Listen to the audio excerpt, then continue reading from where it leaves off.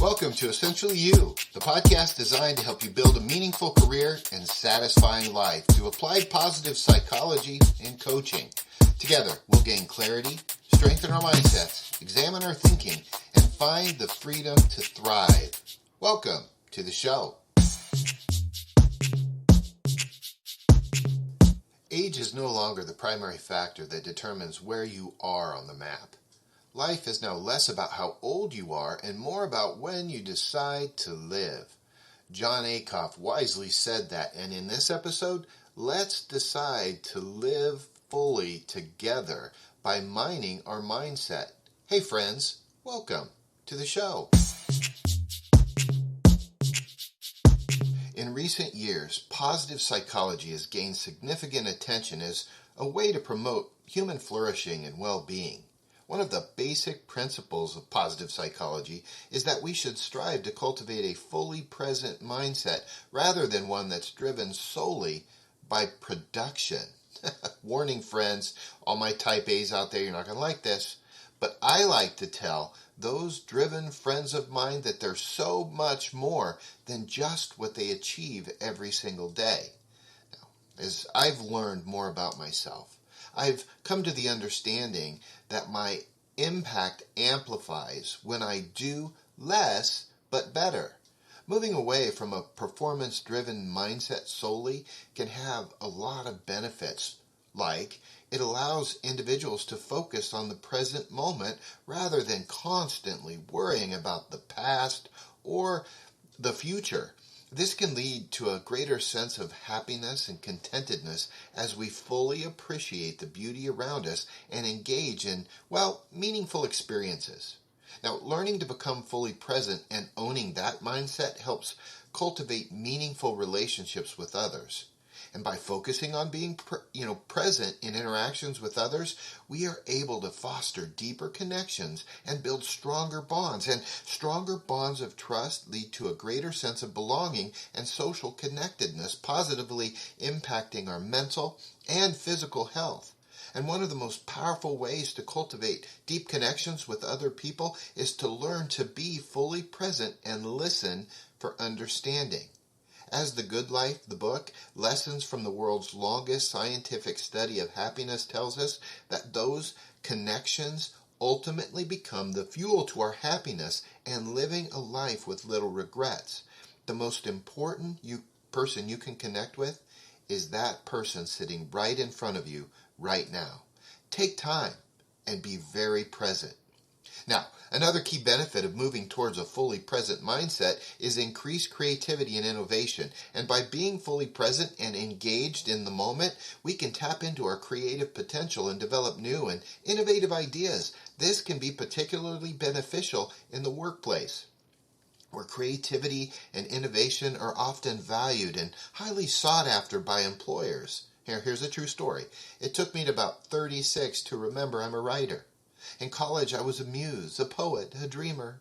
But all too quickly, I was pulled into the rat race to the top and completely forgot. I love to put words together and tell stories, inspire people and laugh, even at myself. It wasn't until I began to understand the concept of mindset through prayer that I remembered who I am. We are all at risk of forgetting that unless we do things a bit differently and utilize a present mindset to increase our creativity, which is to say, hey, remember that we're creative. Now, developing a fully present mindset will also help us cultivate greater resilience in the face of adversity. Note, we're all going to face adversity. Now, by learning to be fully present and fully engaged in that moment, we are better equipped to handle stress and difficult situations.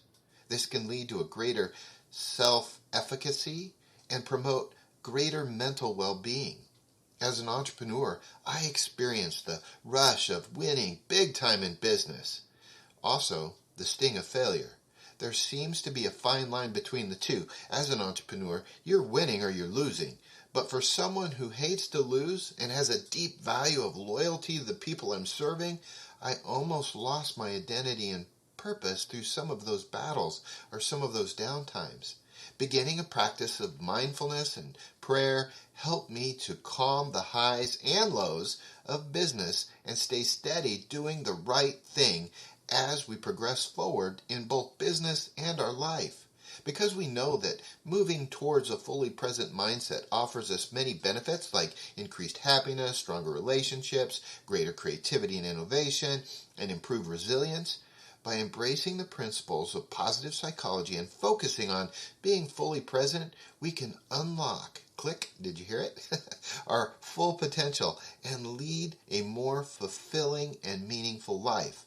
Our mindset shapes our overall well-being, productivity, and success.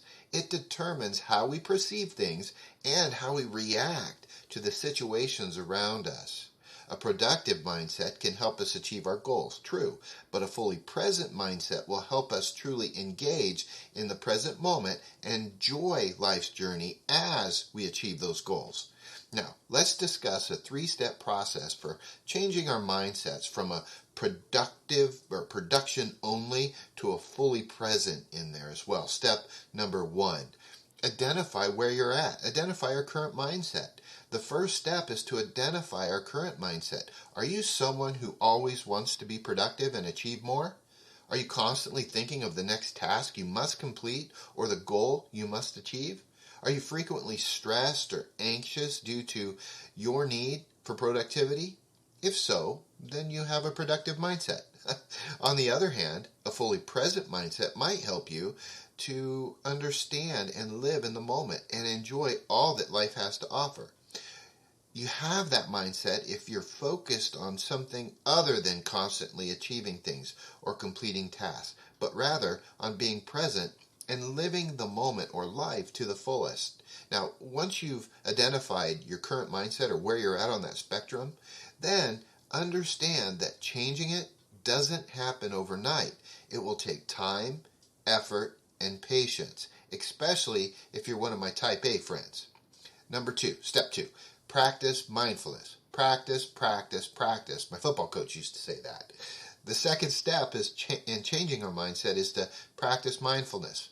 Mindfulness is an act of being fully present in the moment without judgment. It's a skill that can take time to develop, but it's a key to changing our mindset from fully productive one to a full present one. To start practicing mindfulness, just set aside a few minutes daily. Has to be every day. It's repeated. What gets repeated gets rewarded. To meditate or pray or practice just deep breathing. Focus on your breath and clear your mind of any thoughts and distractions. This will help you become more aware of your thoughts and the emotions that are bubbling up deep down in there and help you to let go of any stress or anxiety you might be carrying that you might not even know you're carrying. We can also practice mindfulness in our day-to-day life. When you're eating, take time to fully savor your food, not like I used to do at airborne school when I had to eat as quickly as possible to get to the ice cream sandwich. We need to slow down and enjoy our food. When walking or exercising, focus on the sensation in your body and in our surroundings. And when we're training our brains to be more fully present by being more aware and present in the moment, let it be real. This is important. Meditation, breathing, and prayer may not be right for everyone. I'm just being real here. However, don't stop too quickly, as it's often uncomfortable at the beginning and seems like a waste of time, especially if you're an Enneagram Type 3 or a Type A or A- or even a B personality. There is a reason I call it a practice, because it takes time. And if you grit it out, if you apply your energies there, you will see the benefits. Don't forget, stress is one of the major causes of a ton of health issues. And step 3, reframe our mindset. The final step in changing our mindset is to reframe our thoughts. Reframing is changing how we think about something to positively impact our feelings. For example, if we always feel like we need to be productive, we might reframe this thought to focus on the joy and satisfaction of being in the present moment and enjoying the moment.